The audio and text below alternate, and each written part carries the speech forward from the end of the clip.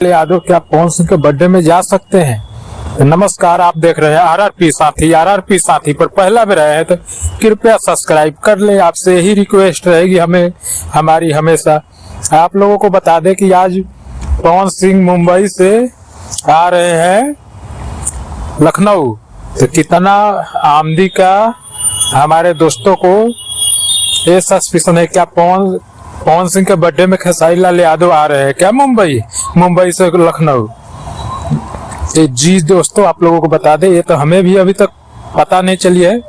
सोनू पांडे के Facebook channel से viral हो रहा है वीडियो, जो आज मुंबई से आ रहे हैं लखनऊ, जिसमें सूटकेस कुछ नहीं है।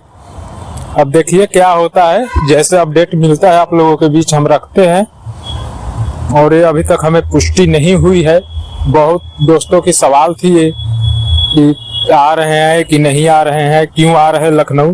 तो अभी तक इसकी पुष्टि कोई नहीं हुई है कि खेसारी लाल यादव जी क्यों मुंबई से लखनऊ आ रहे हैं। जैसे मिलती है जानकारी वैसे बताएंगे। जब तक 3 थान के बहुत